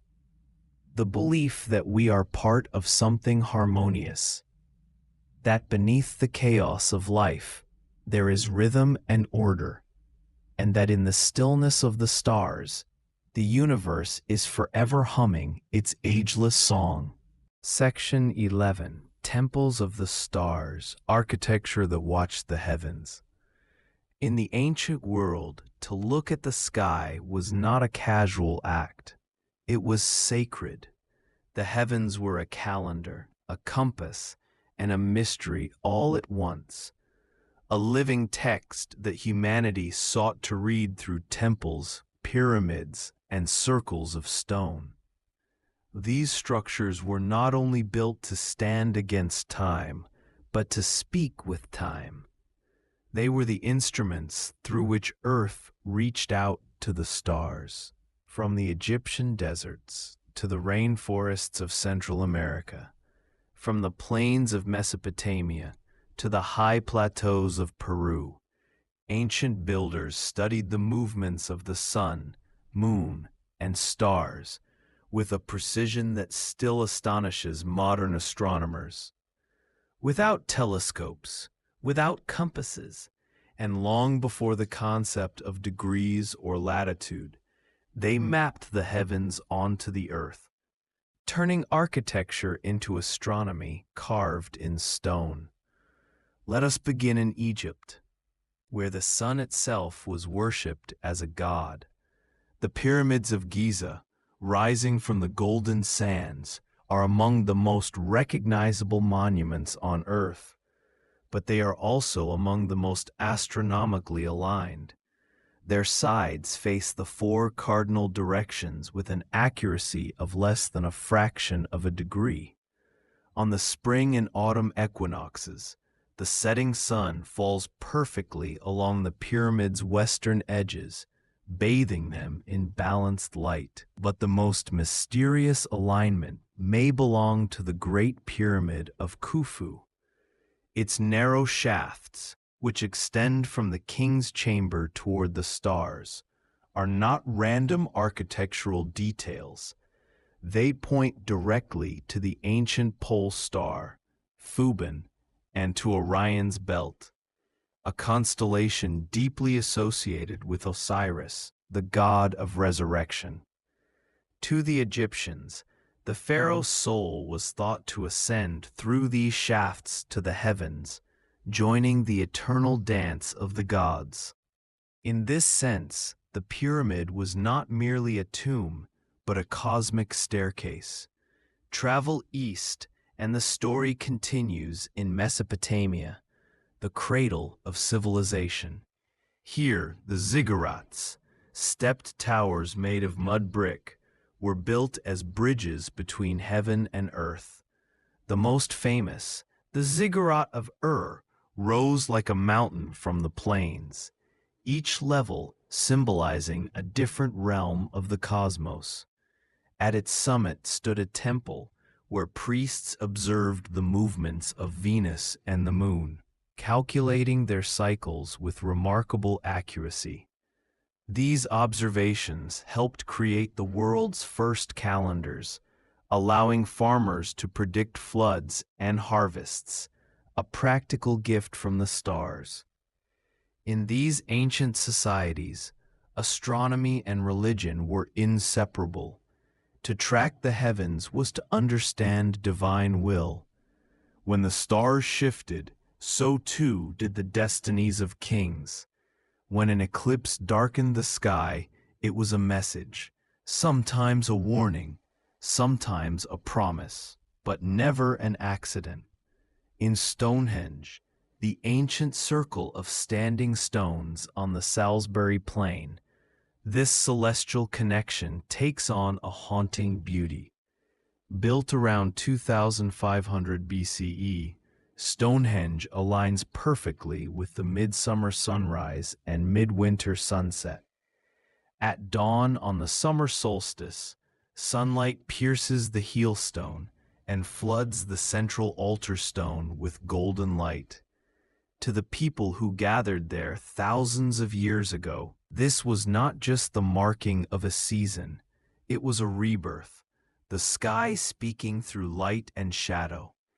Recent archaeological research reveals that Stonehenge was not an isolated monument, but part of a larger landscape of celestial design.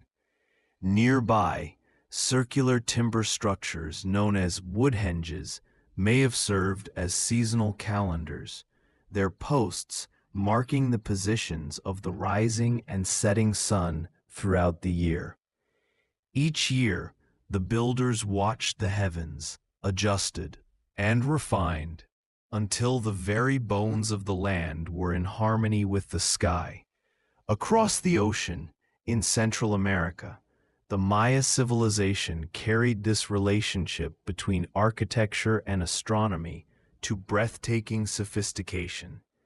The Maya were meticulous sky watchers, tracking the cycles of Venus, Mars, and eclipses with such precision that modern astronomers still marvel at their data.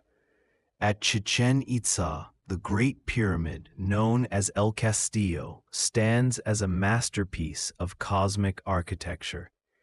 On the equinoxes, sunlight and shadow form the illusion of a serpent slithering down the pyramid staircase, a living representation of Kukulkan, the feathered serpent god. It is a moment when light, time, and myth converge into one breathtaking image, a conversation between the sun and stone. Each step of the pyramid corresponds to a day of the Maya solar year, and the entire structure serves as a calendar you can walk upon. To climb it was not only to ascend a monument, but to move through time itself, to feel the rhythm of the cosmos beneath your feet. Farther south, in the Andean highlands of Peru, the Inca also built temples aligned with the stars. Their capital, Cusco, was designed in the shape of a puma, a sacred animal, and its streets and temples mirrored celestial constellations. At Machu Picchu, the Temple of the Sun was aligned to capture the rays of the rising sun during the solstices. On those days, the sunlight enters a window and illuminates the stone altar with perfect precision. It was not coincidence, it was choreography, written in light. To the Inca, the stars were not distant points of light, but ancestors, the spirits of llamas, foxes, and warriors, reflected in the dark spaces between the stars of the Milky Way.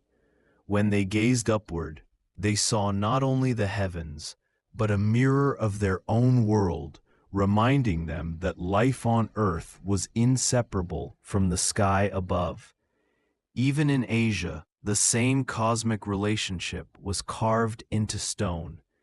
In Angkor Wat, in Cambodia, the world's largest religious monument, the temple complex is aligned precisely with the sunrise of the spring equinox. Its towers symbolize the peaks of Mount Meru, the sacred mountain at the center of the Hindu universe. Each gallery and corridor corresponds to cosmic cycles, days, months, years, and the ages of the gods. As the sun rises and sets across the temple, its light travels along pathways of myth, transforming the structure into a living sundial of creation. And then there is the Forbidden City in China, an earthly reflection of the celestial order. Built in the 15th century, its layout was modeled after cosmic diagrams from ancient Chinese cosmology. The emperor's throne was placed at the very center, representing the pole star, still and unchanging, around which all other stars revolve. The emperor was not just a ruler, he was the axis of heaven, the bridge between the cosmic and the human realms. What unites all these wonders, the pyramids, ziggurats, stone circles, and temples, is the ancient belief that the universe and humanity are intertwined. Architecture was a form of prayer, written not in words, but in alignments and light. To build in harmony with the cosmos was to honor it. To dwell in such spaces was to live inside the geometry of eternity. In a world before telescopes, people did not watch the night sky through glass lenses. They watched it through stone, shadow, and silence. The stars were not distant objects. They were companions, guides, gods, and memories of creation itself. Every sunrise, every solstice, every carefully cast beam of light across a sacred wall was a reminder. We are not separate from the cosmos. We are its reflection, built of the same dust, following the same rhythms. And so, across centuries and continents, humanity built its longing for the heavens into the very bones of the earth. Section 12. Stories Written in the Stars. How Myths Shaped the Night Sky. Long before telescopes and observatories, humanity's first map of the heavens was drawn not with ink, but with imagination.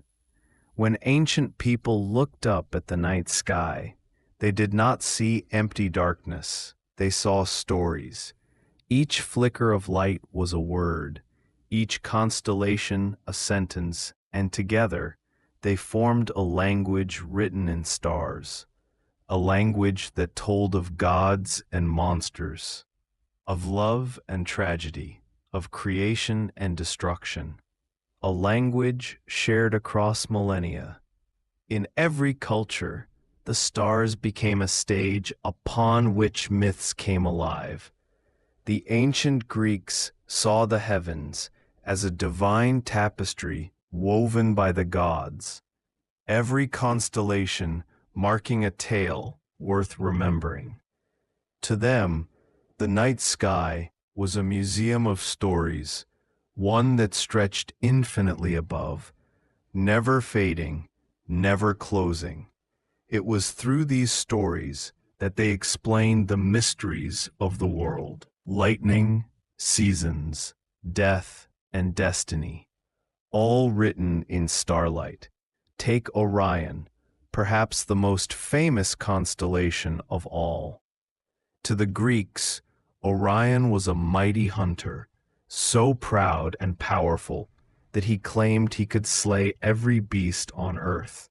His arrogance angered the gods, and he was struck down. Some say by the scorpion that became Scorpius, eternally chasing him across the heavens. When Orion rises, Scorpius sets, and when Scorpius climbs into view, Orion flees beneath the horizon. Even in death, their chase continues forever, a celestial drama frozen in time. The Greeks were not alone in mapping stories onto the stars. Across oceans and deserts, in civilizations that never met, similar myths emerged. In ancient Egypt, the constellation Orion was not a hunter, but Osiris, the god of the afterlife, his bright belt stars representing his celestial throne. When Orion appeared in the night sky, Egyptians believed it marked the flooding of the Nile, the time of renewal and life. The stars to them were divine messengers, keeping perfect rhythm with the world below. In China, the stars were part of a vast celestial bureaucracy, a reflection of the emperor's earthly court. Every star represented an official, a spirit, or an aspect of cosmic order. One constellation, known today as the Big Dipper, was seen as the northern bushel, the chariot of the celestial emperor. Its turning through the seasons mirrored the balance of yin and yang, the endless cycle of life, death, and rebirth. Chinese astronomers recorded the positions of these stars for millennia, but poets and dreamers looked beyond numbers. To them, the sky was a living, breathing empire, one that governed not just fate, but emotion. Among the Maya of Central America, the stars told stories of gods who shaped time itself. They believed that the movements of Venus determined wars, coronations, and even human sacrifice. Venus, shining brightly in the dawn and dusk, was the embodiment of Kukulkan, the feathered serpent who descended from the heavens to teach humankind. When Venus disappeared into the sun's light for several days, it was said that Kukulkan had entered the underworld, a time of danger and imbalance, until his return restored harmony to the world. The Maya recorded these cycles with mathematical precision, but beneath the numbers lay myth, stories that turned cosmic rhythm into meaning. Each star, each planet, was not just a light, but a being with purpose, memory, and emotion. To watch the sky was to read the pulse of the universe. In the Middle East, ancient Babylonians built ziggurats to study the heavens, but they also saw in them the stories of their gods. The constellation we know as Leo was the lion of Ishtar, goddess of war and love. When it rose before dawn, it heralded the heat of summer and the season of battle. Taurus, the bull, was sacred to the storm god Adad, his horns gleaming like lightning. And the Pleiades, the cluster of 7 stars, were known as the 7 sisters of fertility, who blessed crops and brought rain. Each movement in the heavens was divine choreography, the gods writing their will across the night. Even far to the north, among the Norse, the stars were filled with mythic life. The Milky Way was called Bifrost, the rainbow bridge connecting Earth to Asgard, the realm of the gods.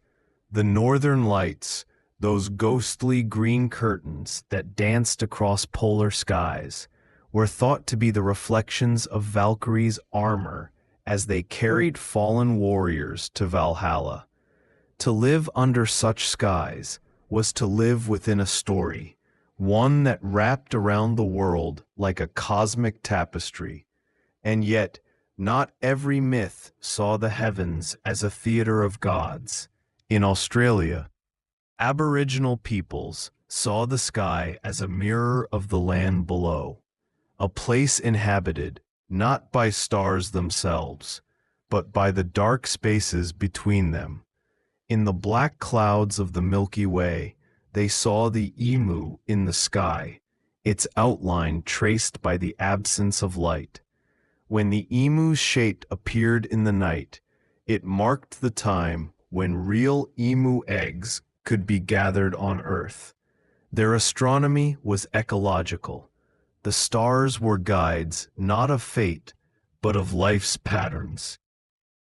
It was a wisdom older than history, rooted in harmony rather than conquest. Throughout all of these cultures, one truth shines through. Before science explained the stars, story gave them purpose. The constellations were not cold arrangements of distant suns. They were family, memory, and prophecy. People saw themselves reflected in the heavens, projecting human emotion onto cosmic vastness. The sky was a mirror that returned our questions to us. Who are we? Why are we here? What lies beyond death? And in a quiet way, this storytelling continues even now. We still name spacecraft after mythic heroes, Apollo, Orion, Artemis, as if to remind ourselves that exploration and imagination are inseparable. Astronomy has become science, but its roots are still poetry. Every telescope that peers into the dark is in its own way doing what the ancients once did, looking for meaning in the endless sky. The ancients may not have had lenses or charts as we do, but they had something perhaps more profound: wonder. They did not simply study the heavens, they belonged to them. And in every story they left behind, in every constellation that still burns above us, their voices remain. Because long before we could measure the distance between stars, we knew, instinctively, beautifully, that they were part of us, and that every flicker of light above is a reminder that humanity's oldest language is the language of the stars.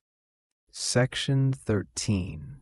The Endless Gaze, Humanity's Eternal Connection to the Stars. When we think about the night sky, it's easy to believe that the stars are distant, silent, and eternal. But for most of human history, they were not distant. They were close. They watched over every field and every ship, every prayer and every birth. Before telescopes, before charts, before even the concept of science as we know it, the night sky was not a mystery to be solved. It was a presence to be felt. Imagine standing thousands of years ago in the cool darkness, far from any light but fire and moon. The air hums with stillness. Above you, the stars spill across the heavens like rivers of diamond dust, each one pulsing faintly as if alive.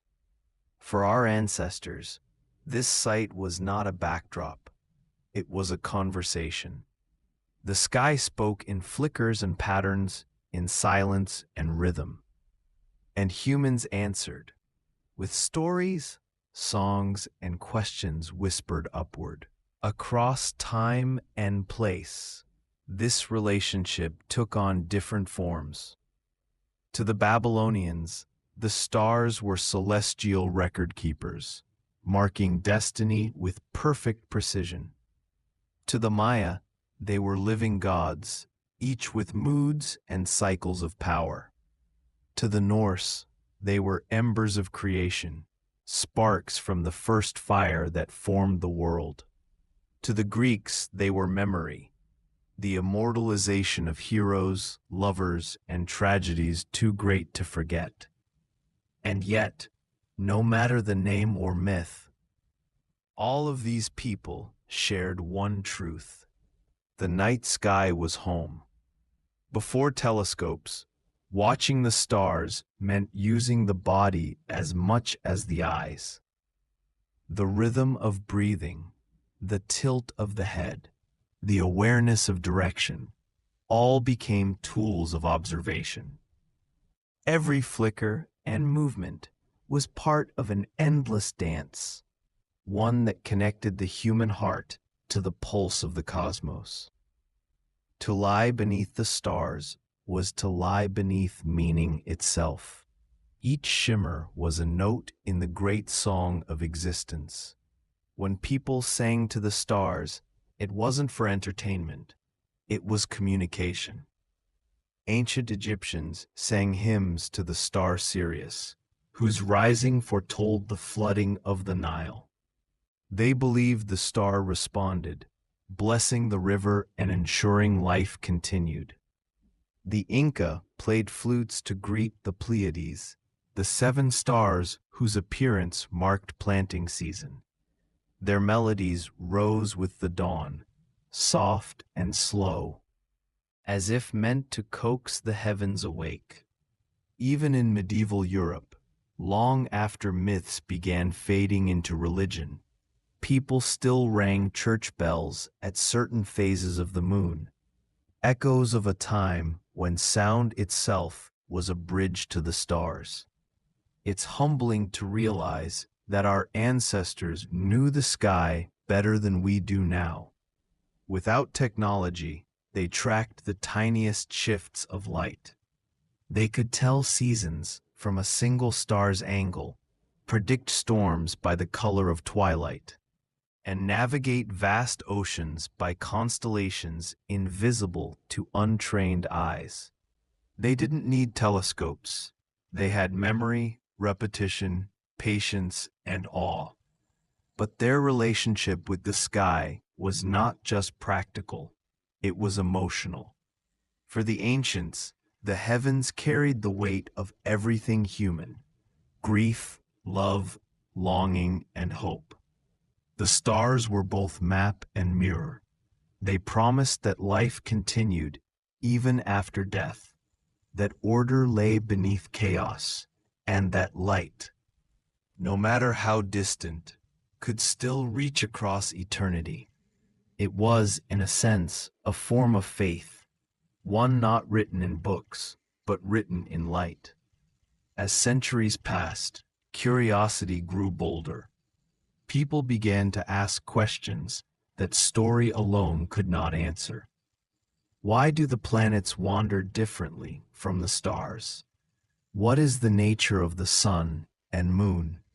How far does the universe extend?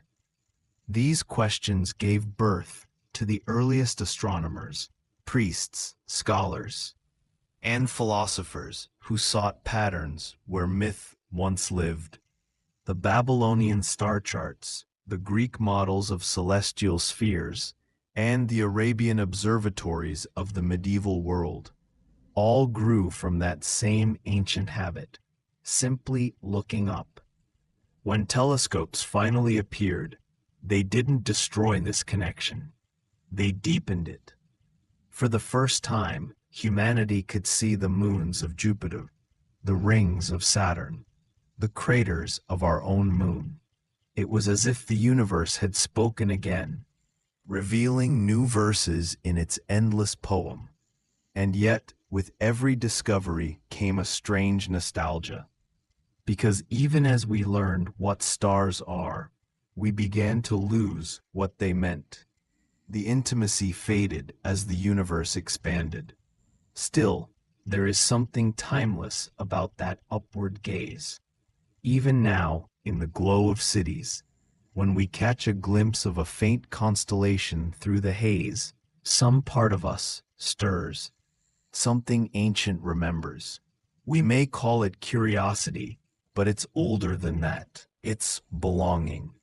Because no matter how far we travel, how much we discover, we remain the same creatures who once lay by firelight, naming the stars. The stars are our oldest companions. They watched over every triumph and every sorrow. Empires rose and fell beneath their glow. And while everything on earth changes, languages, nations, beliefs, the same constellations still burn quietly above us, unchanged. They have seen the beginning of history, and they will see its end. And maybe that's the most comforting thought of all. So tonight, if you find yourself beneath an open sky, take a moment to stop. Forget the science for a heartbeat. Let the quiet of the cosmos fill your lungs. Look up, really look. The same lights that guided pharaohs, poets, and shepherds are still there, waiting to guide you too. You are part of the same story, written not on parchment or stone, but on the boundless canvas of the night. And perhaps, as the ancients believed, the stars still whisper, not of gods or fate, but of wonder, a reminder that even in the darkest hours, there is light. And that light has always been with us, because we were never just watchers of the sky. We were, and still are, its storytellers.